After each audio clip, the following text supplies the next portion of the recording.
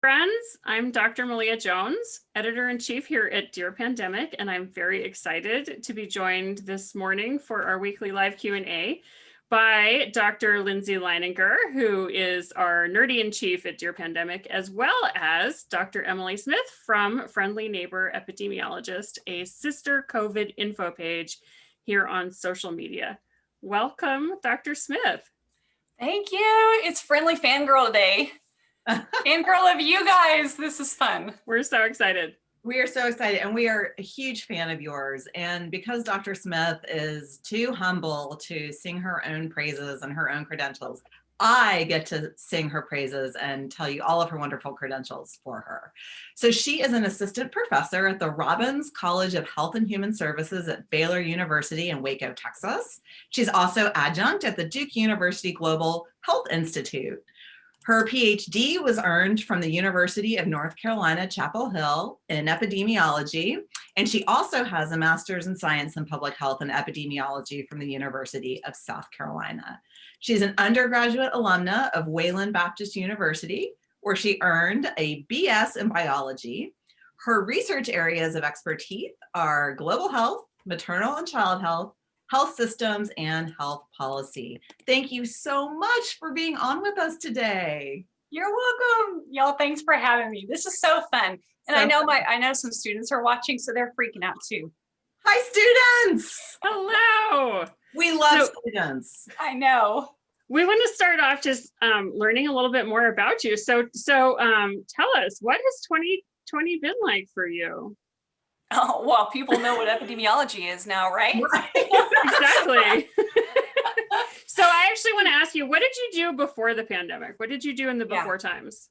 Yeah, so I'm a global health epidemiologist. I look at the intersection of poverty and children who need surgery in some of the lowest countries of the world. One of them, my favorite place is Somaliland, fourth poorest country in the world. But an incredible team and just an immense need of healthcare systems and poverty. And, you know, these families making decisions on healthcare, food, transportation, just all of those things that we read about in books on global health. So that's what I did pre-pandemic. You know, I've got some other projects smattering across the globe, but that's the biggest one. So 2020 has been interesting because those same issues are now slamming into the US. And those have been around for a long time, but they've certainly just been highlighted in 2020. So that's what I did. I'm a mama too. I'm a pastor's wife. We've been in the ministry in some form or another for about 20 years now. So we're here in Texas. I tend to be chatty Cathy. And so I could, if y'all were here in person, I would take you to my Christmas tree. And I'd show you every single ornament. It'd be way too long.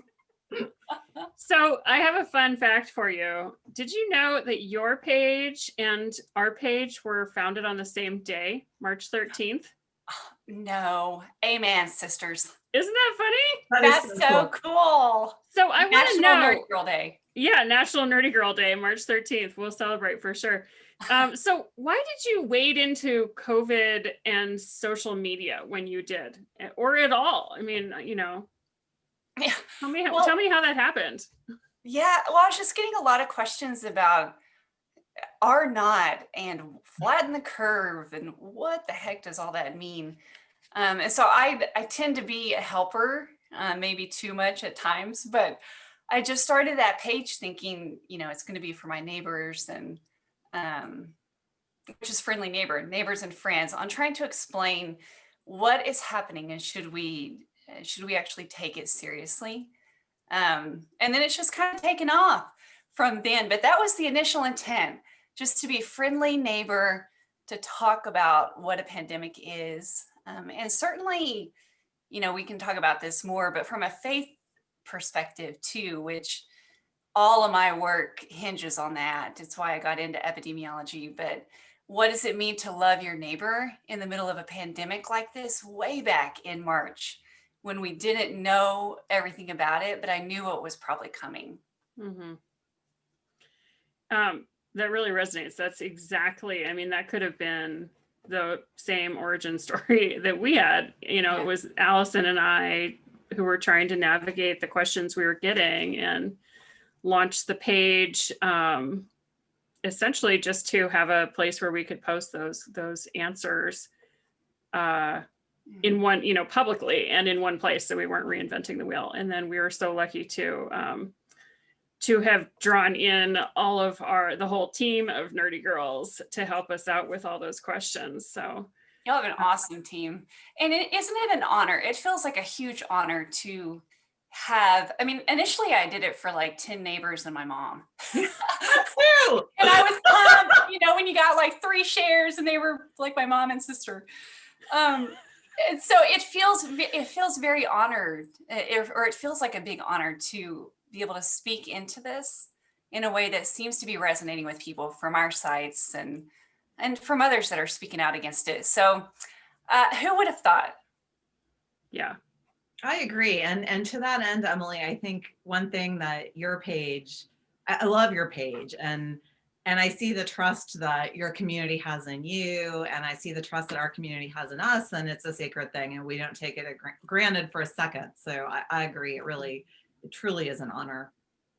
Yeah. So I have some sense of how your work has changed over these last 10 months, because I maybe have been living somewhat the same reality, spending a lot of time doing communications work. Do you think that this is going to shift your research agenda over the longer term? I don't think so. I think it complements it. It was a natural transition to talk about poverty and love your neighbor and the marginalized. So I think it will complement. I think we can do both at the same time. So I see this, going post-pandemic too. Yeah. All right. So one more question about you. What are you really looking forward to in 2021? The vaccines. Yeah. Oh man.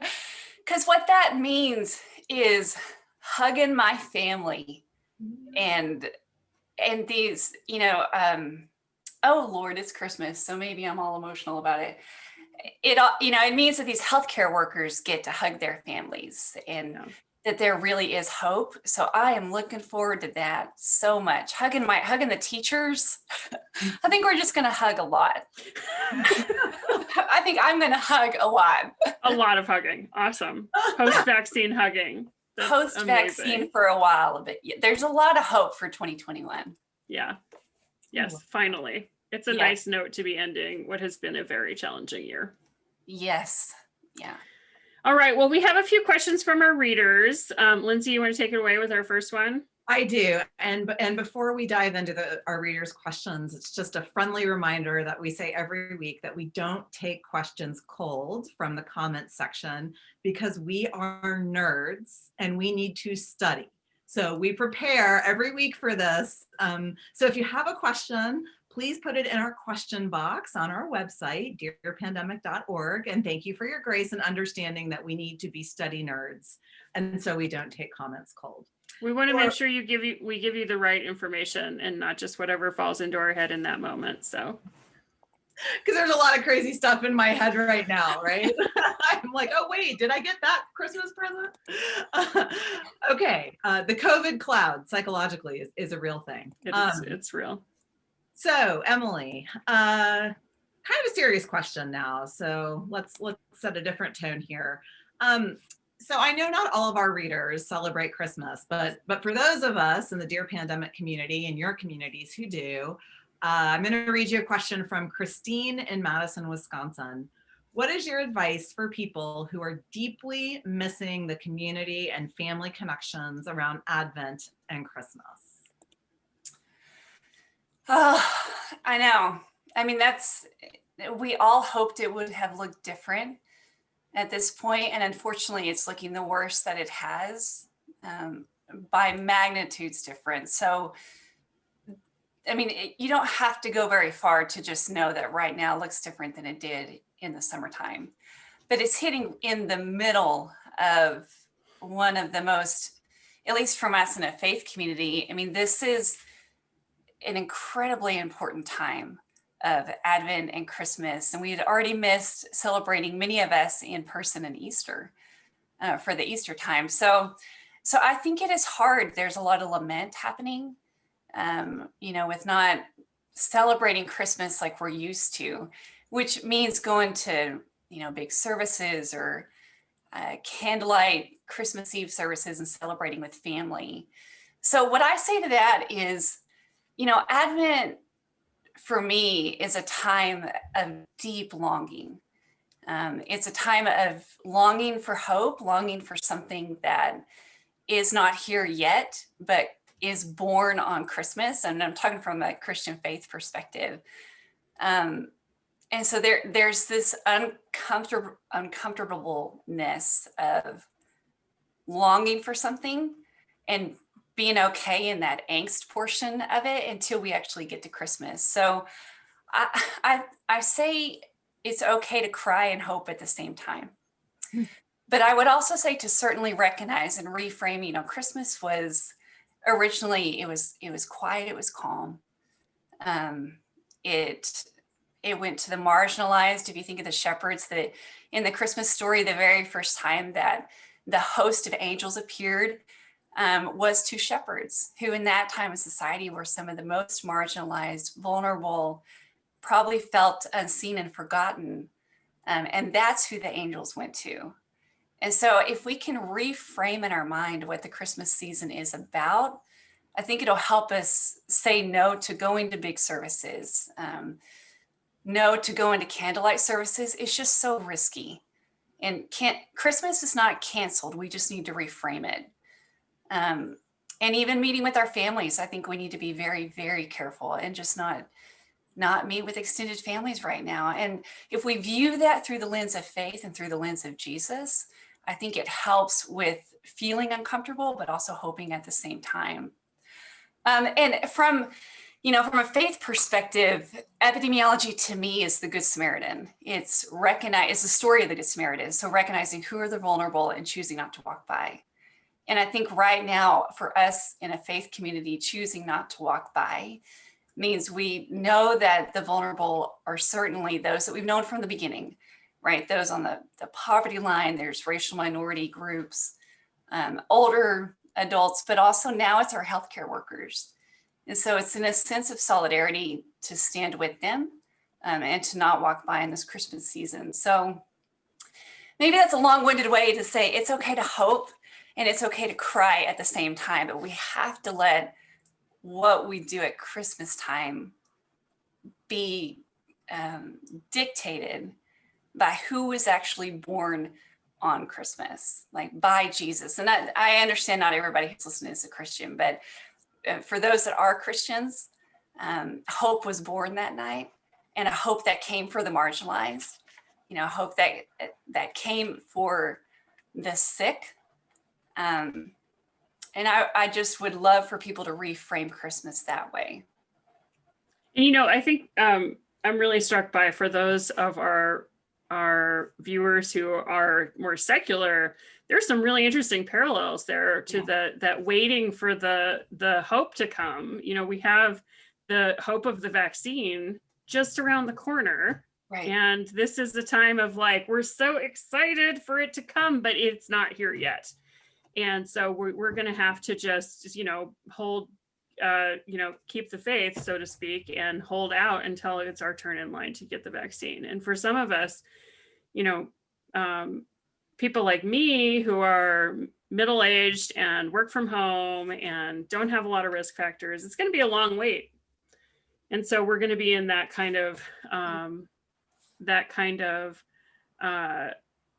holding off and keeping the that spirit of hope for a while the people who are in riskier positions, the more marginalized people, go first. Mm-hmm. Yeah, love your neighbor is a humanity concept. It's not, certainly Jesus, that was one of the two greatest commandments, right? It's just love your neighbor. The whole law can be summed up in that, but that's just being a good human too. But you're right, the love your neighbor and this concept of waiting is all of us right now. Yeah. And the other thing that really resonated with me when you were talking about the marginalized and prioritize, the Good Samaritan story and protecting the most vulnerable in our society, I think this is a message that really bridges a divide between those of faith and those in the secular communities who aren't religious, because we have many people in our community who aren't religious at all, but their priority right now is making sure that the most vulnerable are protected. So I think that it's just a kind of a beautiful common theme that you said is just humanitarian, that really bridges the gap across faith traditions, but also among secular communities. Yeah, good humans, right? Good humanity. humans, right? Yeah. Like my kids say, be a good human. Be a good human. It really is so fundamental to what public health is. This idea of, that's what population health is thinking at the level of being a good human and having that moral compass to take care of the most vulnerable. Okay, so follow-up question. Specifically, what do you recommend to churches to keep their congregations safe, to church leaders? Yeah. Well, and I've been really fortunate to talk with church leaders from lots and lots of different faiths and backgrounds since the beginning of this. I did a church webinar if people want to go deep dive into that, especially for pastors and how to navigate the pandemic. What I have that on my site if anybody wants to see it. We'll try to find a link to it to drop. Okay, cool. I would ask to not ask the question of, especially about indoor church. We can get stuck in the details of when do we require a mask and what about ventilation? Are our ceilings high enough? Can we distance people enough in, like, all of those are really good details that mattered a few months ago. But right now we're just in this surge where I would love to move the questions. So that the middle line was what I just said, right? Require masks, but you can still come and meet. I would love to move that line a little bit in light of the gospel and loving our neighbors and loving our healthcare workers and families, of moving fully to virtual. Or if you do meet in person, that you're just masked all the time, that you don't really let it be a choice. And outside, if possible. Outside. Yeah, I mean, Texas, we can meet outside a lot because it's just beautiful weather. You know what? In Wisconsin, we have snowmobile suits. We can do it too. Hey, New Hampshire, we skate on ponds in 0-degree weather. You can do it. I would need better jackets if I came to that, because we don't need that type in Texas. But yes, move outside if you can and still maintain distance and still mask. But I just would love for the churches and the faith community to lead the way out of this, and to go beyond, to love our neighbors. And so it's not just about what we can do, it's what we should do. And I just read this morning, I wrote the report down in LA. At one hospital, they're losing a patient every half hour. But there are still churches meeting in person. There are still big Christmas productions happening. And all of these they're valuable. I mean, my husband's a pastor, so this is our game day, right? Is going to these very important times. But I just want to ask, does it make sense for churches to still be open with no masking? Some of them are doing it in direct opposition of using a mask exemption, but others are trying to find a middle ground. But it's in our communities that have a morgue truck, which mine does. LA's have had them for a long time. El Paso's have had them for a long time. And those are not shock factors. Those are because they're either necessary or they likely will be necessary. So I just would ask the question, does it make sense to go to church unmasked when there's a morgue truck and when we know our people are dying every 30 minutes, like in LA? Also, when our healthcare providers are just asking and begging us, do your part. I heard one ICU doctor say, if I lose one of my nurses, they're not replaceable. It's not like I can just go and get another one of them. And I think there's a disconnect for people of that reality if we don't see it every day. So I would say move the line Use this as a time to witness, as this is loving our neighbors, because people are watching us. Beautiful. Thank you for that. Sure. Let's see. So, Emily, I think you have a question for us, right? Related I to do. Christmas? I do. Can I say one more thing? Because I want to give a shout out Yeah. to the grandmas, and I just saw in my notes that I forgot to do that. What I'm seeing too, especially around Christmas, is with families, it seems like sometimes if you have 4 families coming for Christmas, there could be 2 that have toed the line this whole time on masking. They stayed home, they're doing their part on loving their neighbor. Then they might have family members who think very differently from that. And the hard part about Christmas is you're all supposed to come together. So I think there's a lot of fighting going on. Yeah. And stress, just so much stress. Oh, it's just hard. And so I kind of want to give a shout out that we recognize that is hard. And if you are in the crew that have been masking this whole time, I would just say stay home still. And if your sweet moms like the grandmas are having a really hard time telling their kids don't come.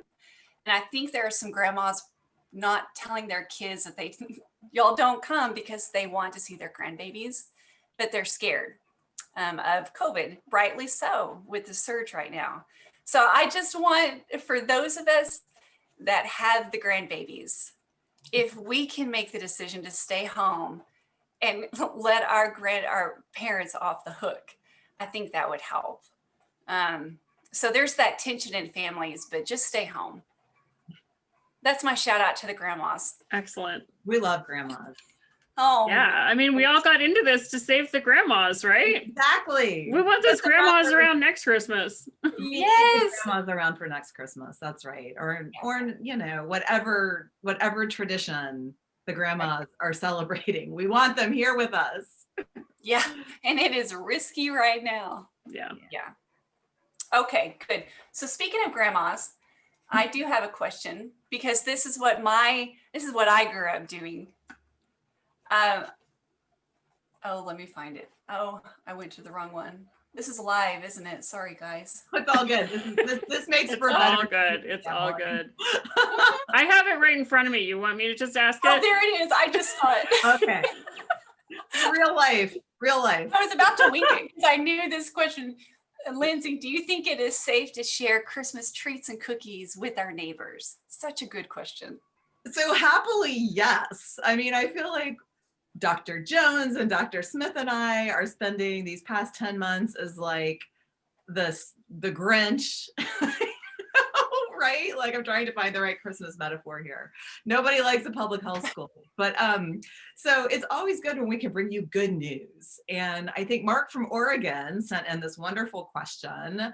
It is safe to do cookie swaps. And we actually wrote a post about this just last night. We will drop a link to it. This is a safe activity. As always, practice good food handling and baking sorts of practices, and we'll drop a link to the CDC guidance on safe food handling. But this is great, and this is a good way to spread some holiday cheer during kind of a sucky holiday season. Yeah. The risks of getting COVID by handling food that someone else has handled remains super, super low. And so, like you always would when you're going to handle food for someone else, wash your hands, cover your sneeze. And I agree. I think it's a great idea to drop treats off on your neighbor's doorsteps, and, maybe even on grandma's doorstep if she's nearby and she's missing you. Absolutely. All right. Let's change topics a little bit, because as I mentioned already, we've had huge vaccine news again this week. It's been quite the few weeks for vaccines. Emily, I know you watched the FDA meeting for Moderna this week, and I believe also last week, the Pfizer FDA meetings. I watched them too. So what are your big takeaways from watching those FDA advisory committee meetings? Well, I had never watched them before. I guess they weren't live streamed before, but really, if it was, I wouldn't have watched it. just because it wasn't really on my radar. I just trust the science.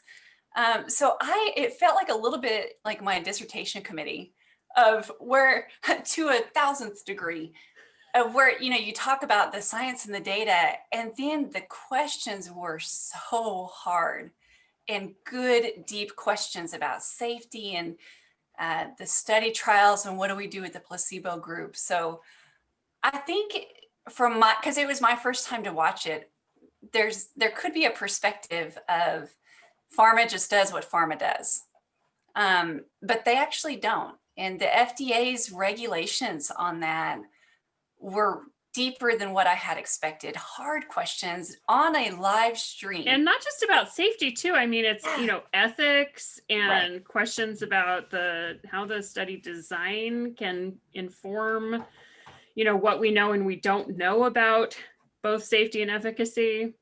Yeah, I think it humanized the process to me, because we read these names of the people on the committee, but then when you really see them, this is going to sound funny when I say it, but they're real people. And they have families, right?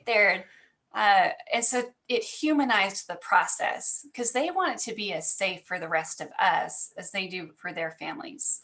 Do you know my favorite presentation from the Moderna FDA meeting this past Thursday was the head of safety at Moderna was this, I can't remember his name, but this guy who was wearing a suit and tie, looking very professional, but also obviously in a bedroom. I love it. And I was just like, and he was great. And he's in charge of studying safety of this vaccine. And it made him really human. Yeah. And speaking of human, I want to give a shout out to a group of heroes for the week, public health heroes of the week. I wrote about the data integrity process of these trials, which gets a little bit at what Emily was saying. The independence of the data contractors from the pharmaceutical companies. There's a lot of checks and balances. And I feel like these unsung heroes, the keepers of the data, nobody hears about them, but their work is so important. So just a shout out to all the data warehouse people, all the data analysts. You guys are heroes too. And it was good news from Moderna at the FDA meeting. The independent advisory committee voted to recommend emergency use authorization for the Moderna vaccine, which had beautiful safety and efficacy data. It was really very impressive. So, yeah, and now we're seeing pictures of healthcare workers getting their vaccines. I know, I'm collecting them. Selfies. You are, it's awesome. The best. Yeah. Okay, so just a quick reminder that if you have a question, we would like you to go to our question box at dearpandemic.org and put the questions there. We don't take the questions live out of the chat bar here because we like to look up the answers in advance. We have one more question for you. We're going to go a little over time, but I really want to ask this question. So that's my fault. I told you. No. It's fine. Let's just go over a little over time. Lindsay, you're actually up for this one, so. Oh, I am? All right. See, Emily, I'm looking to, oh yeah, this is the good one. Okay. It is the good one. I'm not going to skip this one. It's worth going over time for. Yeah. All right. So last week, Wall Street Journal opinion editor, Paul, how do you say his last name? I think it's Gigo, but I don't know. Gigo, apologies, I'm not getting that right. Printed an opinion from Joseph Epstein, faculty emeritus at Northwestern University, in which he said that First Lady-elect Dr. Jill Biden should stop calling herself doctor, saying that the title was a meaningless, honorific, disingenuous, and even comical. He also went out of his way to condescend to her, calling her kiddo. It cut a little close to the bone. What do you think, Dr. Smith? Oh man, I have to go first on this one. Well, you wrote this beautiful You wrote a beautiful post that we are going to drop in the comments right now. So, well, thank you. What do I think? So that post, when I was 16, I did a science fair. I come from a very small town, incredible town in New Mexico. And I went to Texas Tech University and did this science fair project, and I know, there we go, shout out. And so when I one of the science fairs, I was going to present that, and the judges weren't coming around, and I knew it was good, but I was like, what is happening? And a female judge came around and said, I just want you to know that they're not coming to your board because they're saying there's no way a 16-year-old girl could have done this.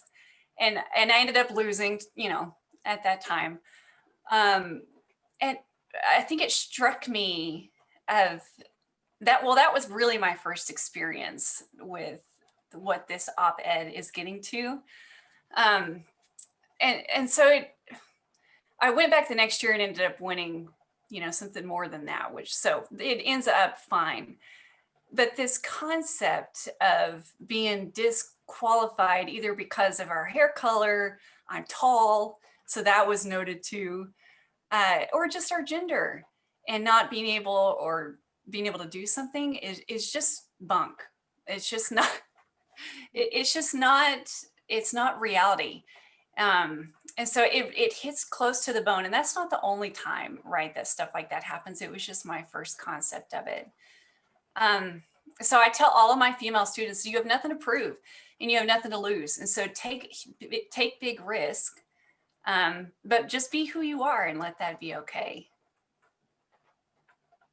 And who you are is Dr. Smith and Dr. Leininger and Dr. Jones are earned titles. Yeah, it really did hit a nerve, especially in a year when so many female scientists, public health is mostly female, and so many female scientists have really just given everything to this work of trying to deal with a pandemic, and to have that come out and, have our degrees called meaningless honorifics was, there were a lot of angry epidemiologists last week. Yeah. And MDs, and just kind of across the board, that I think it resonated sadly with just a lot of women, even if you don't have higher degrees or degrees at all. It's just the devaluing of women, and that it's not a fight against the men either. These are not us saying anti-man anything. I have huge allies that are men. It's just saying both, kind of like RBG. We can be both. We can be both. Both is better. Yeah, both is better. It's not a competition, right? We want a seat at the table, which is what I loved about your response that you posted on your page, is that it's about having a seat at the table. It's not about shoving someone else out of the way. Yeah. Well, thank you for that. So that is all we have time for today. If you are celebrating Christmas this week, we wish you a very Merry Christmas. And we are not going to be here next week, I think. Is that right? Was that what we agreed to, Lindsay? Yeah. So we're gonna take the day after Christmas off, which means that the next time we see you will be in 2021. So I also want to wish you a Happy New Year. And in the meantime, if you have a question, go over to our website, search for it, because we have answered many, many, many questions, 700 questions plus at this point. And they're all searchable on our website. And if you don't find an answer, you can submit it in the question box, which is also there at dearpandemic.org. In the meantime, please stay safe and stay sane. Thank you so much for joining us, Emily. It was really great chatting. Thank you, guys. Always a fan of Nerd Girls.